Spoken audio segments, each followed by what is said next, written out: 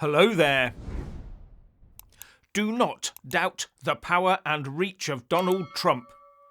Just look at the UK.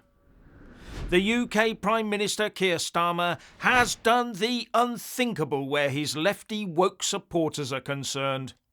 He's declared he will increase defence spending and pay for it by slashing the foreign aid budget. Because Trump wants European nations to pay for their own defence. And that is the exact reverse of what every woke activist in the UK wants to see. They want to see UK defence pummeled into the dirt to give more money away abroad.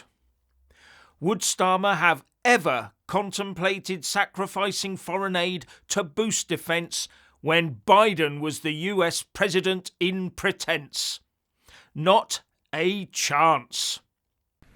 So starting today, I can announce this government will begin the biggest sustained increase in defence spending since the end of the Cold War. Yeah. We will deliver our commitment to spend 2.5% of GDP on defence, but we will bring it forward so that we reach that level in 2027. Yeah. And we will maintain that for the rest of this Parliament. And let me spell that out, Mr. Speaker. That means spending £13.4 billion more on defence every year from 2027. So subject to economic and fiscal conditions and aligned with our strategic and operational needs, we will also set a clear ambition for defence spending to rise to 3% of GDP in the next Parliament. But, Mr. Speaker, in the short term, it can only be funded through hard choices. And in this case, that means we will cut our spending on development assistance, moving from 0.5% of GNI today to 0.3% in 2027, fully funding our increased investment in defence. The UN-driven statutory foreign aid commitment is 0.7% of gross national income, GNI, but it now stands at less than half of that, at 0.3%. Our economic reality is biting. And the fact that no one is bleating and hand-wringing about it demonstrates where our money needed to be spent. And all this shows the obvious, that Keir Starmer is beginning to feel the Trump heat and has decided that early action to do what is required by him is the best option. He's ready to row back on the lefty woke dogma to sit and wag his tail at Trump's feet. Starmer can see a new era approaching where we have British boots on the ground in Ukraine at Donald Trump's behest to keep the peace in Europe. Starmer also said that we will look at new ways to deepen UK military ties with our European partners and identify new ways to work together for our collective interests. Yeah, I smell a UK-EU joint military force on the way. His EU dreams don't seem to have drifted very far away, do they?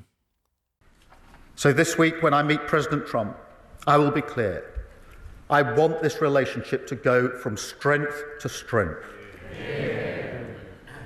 But, Mr. Speaker, strength in this world also depends on a new alliance with Europe.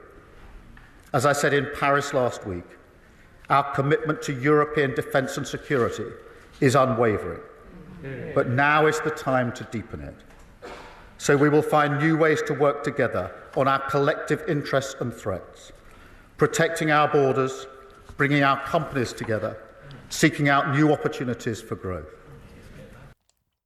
And this comes after President Macron of France visited Trump in the White House and declared that the French nuclear umbrella could be expanded to cover Europe.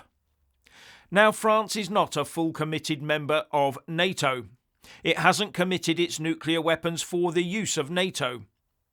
Surely the simple thing to do here would be to commit 100% to NATO.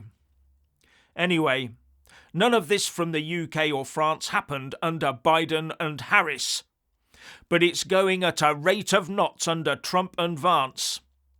There's now talk of peace in Europe within weeks, and suddenly every European leader is facing up to their defence responsibilities and the need to pay for it, not just rely on the good old USA. Just what Trump wanted to see. Now let's see our European leaders follow another of Trump's leads, by dropping wokeness and DEI. Finally, please like, subscribe and comment below, and check out our other channel, Jeff Taylor, link in the descriptions box below, and thank you for watching.